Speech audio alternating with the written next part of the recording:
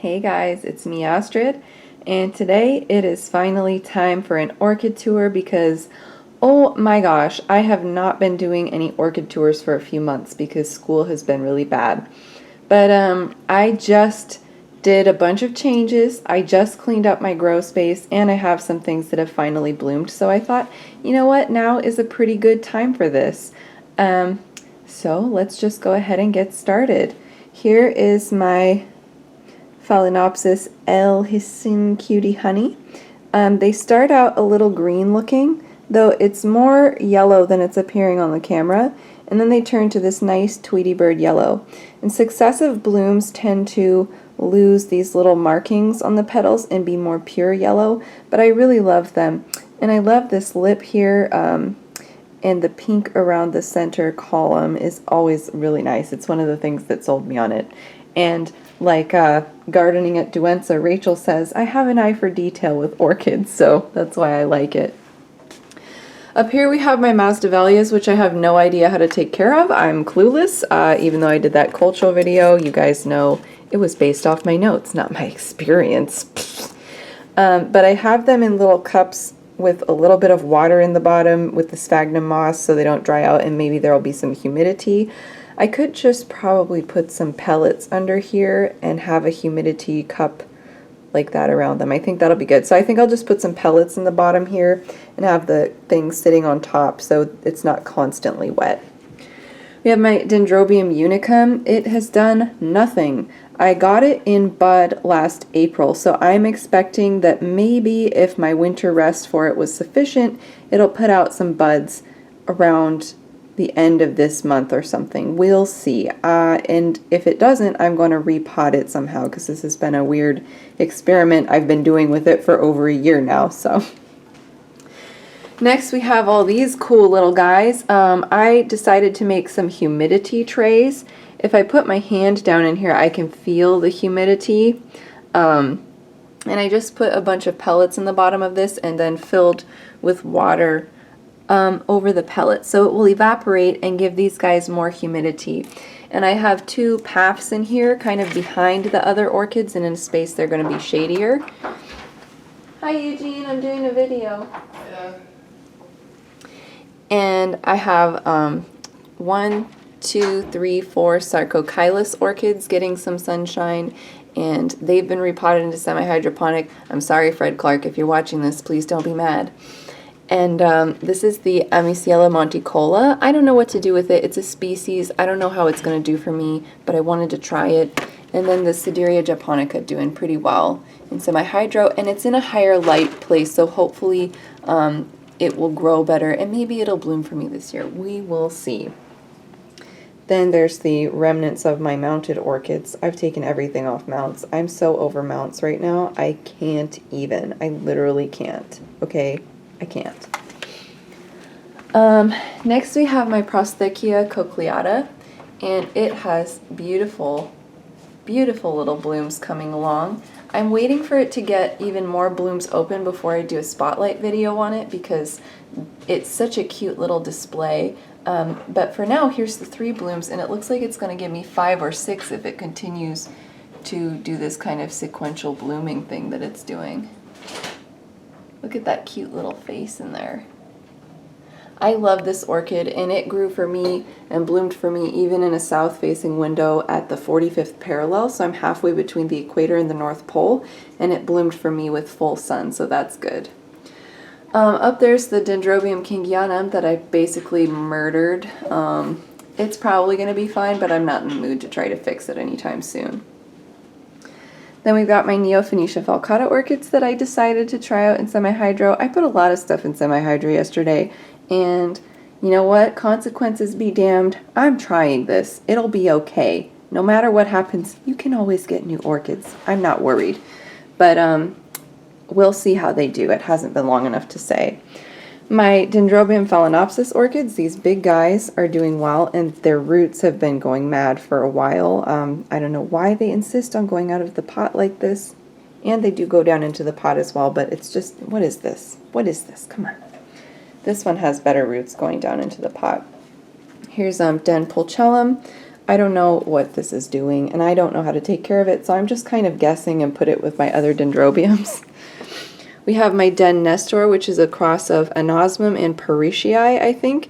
And then this is a den fowl, this is a den fowl, this is a den fowl, and this is a no ID, I think den fowl as well. We'll see. Next we have my Catasetums. Fred Clark, don't be mad at me, okay?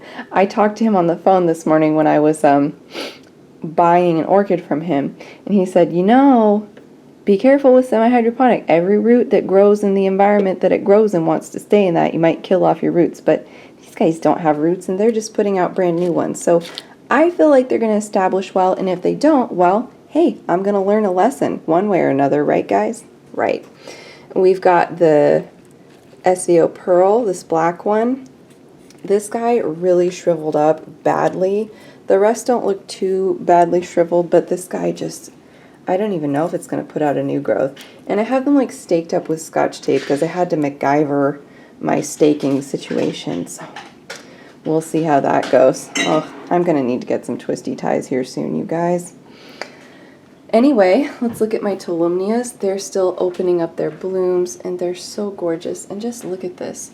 We've got that nice yellow color on a fresh bloom, and then they fade down to pink on this Tolumnia Genting Pink Lady. This is a wonderful, wonderful orchid. I really love it. And then this one is the Tolumnia Bravo Nalo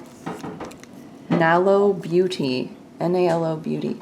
And this one I really love the red on. They're really nice, and I think I'm just going to neglect them and then let them do whatever they want. I think that's how I'll approach caring for them. Next we have most of my Cattleya types I moved over here. And I have the bigger ones in the back so they can be tall enough to reach the sun, and the shorter ones in the front, and hopefully they'll get enough light. This is the Brassicatlia Green Bird, and it's gotten some new roots here. I just repotted this yesterday. This guy's been doing okay, has a nice new growth but no spikes. This guy, this one is the, it's the blue one. It's Leilocatlia cerulean and Leilocatlia indigo dawn. So this was a really nice cross I showed you in bloom a few months ago that I won in the winter auction at my Orchid Society, and it's got a new growth, and we'll see how it does in this mix. We will see. This is my Cattleya forbesii, and it's not going to bloom for me this year, I don't think. The new growth it put out was pretty small, so I'm going to wait for it to put out some new growth and settle into semi-hydroponic. We'll see if it does that. And then this one, do I have a tag on this guy? I don't think I have a tag on this guy. What a dum-dum.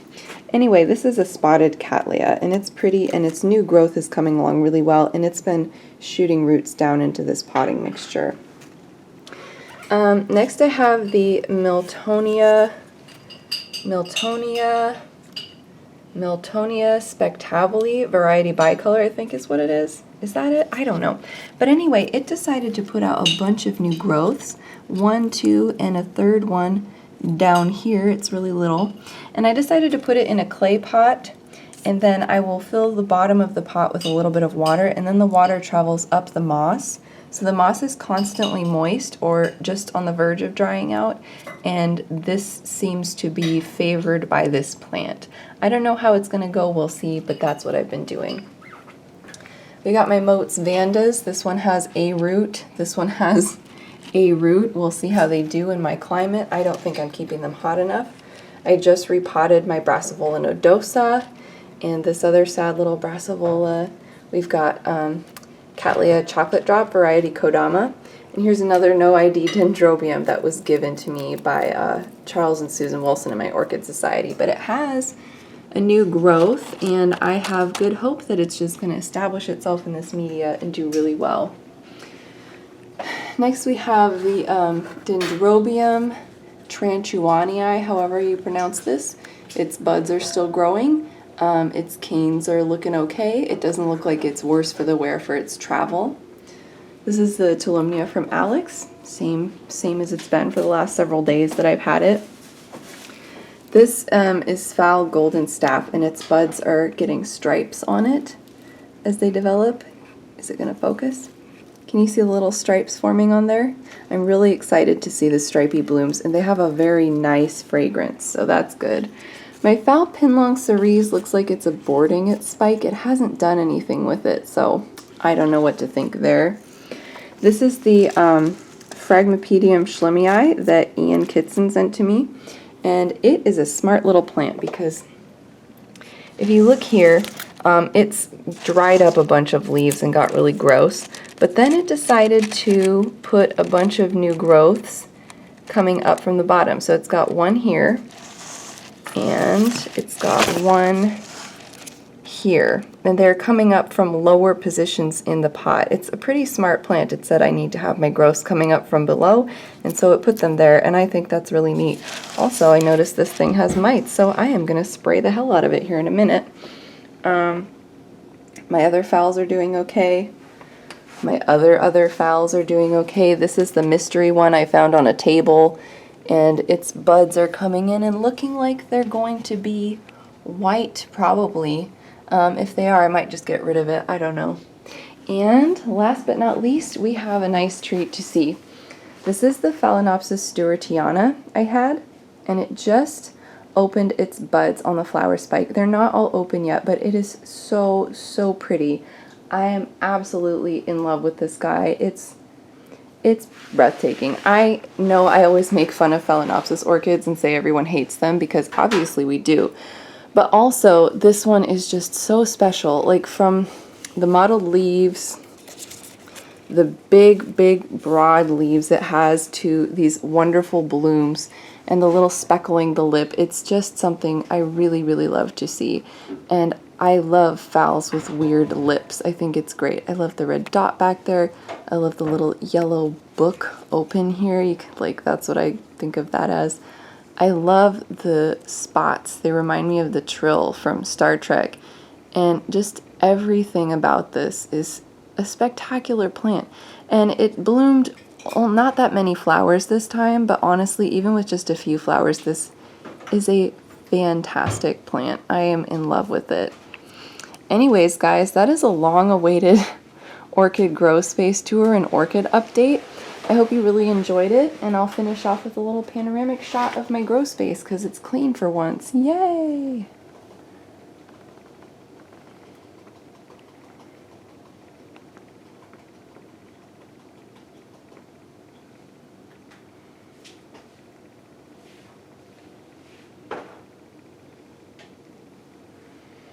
Alright guys, thanks so much for watching, and I hope you have a wonderful day. Happy growing. Bye!